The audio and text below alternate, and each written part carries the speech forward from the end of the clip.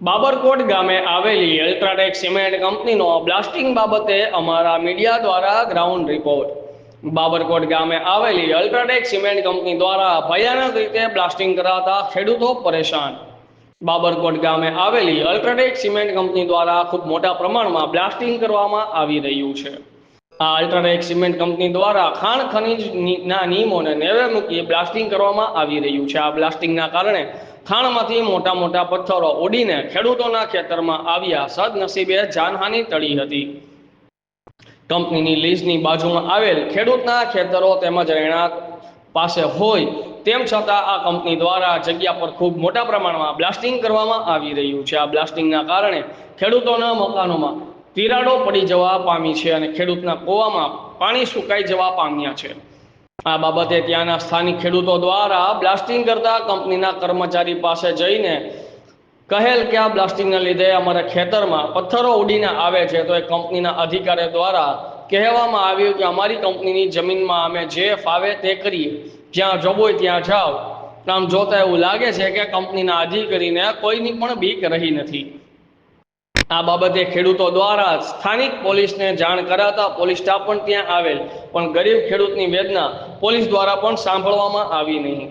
અને અમારા મીડિયાના જાગૃત પ્રતિનિધિ ભગવાનભાઈ ભરવાડ દ્વારા અમરેલી કલેક્ટરને ટેલિફોનિક વાત કરતા કલેક્ટર દ્વારા તાત્કાલિક જાફરાબાદ મામલતદારને સૂચના આપતા સર્કલ ઓફિસર દ્વારા સ્થળ તપાસ કરવામાં આવી।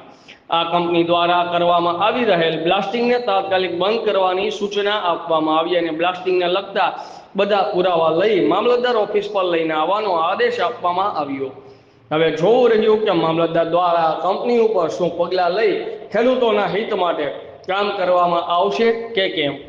બ્યુરો ચીફ ભગવાનભાઈ ભરવાડ, આઝાદ मीडिया लाइव, जाफराबाद।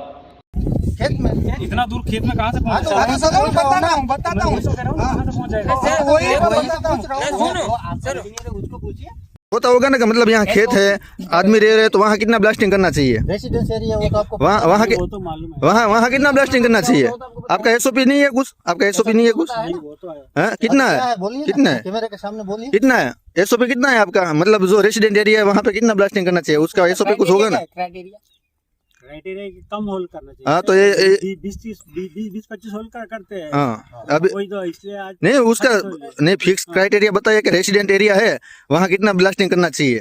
और कितने मीटर पे रेसिडेंशियल एरिया होना चाहिए, वहाँ और से कितना दूर रहना चाहिए? उसके बाद हम कितना छोड़ के वहाँ हम ब्लास्टिंग कर सकते हैं। इसका रीजन तो वही है ना, आपने ब्लास्टिंग हैवी किया, पत्थर तब भी वहाँ पहुंचेगा। हाँ, वहाँ वैसे तो नहीं पहुँच जाएगा। अभी कोई रूल्स है, रूल्स रूल्स तोड़ के उसके बाद नहीं, आपका रूल्स है, वो रूल्स तोड़ के काम किया होगा तो ही ये आपको होगा। चेकलिस्ट वगैरह कुछ रहता है इतना होल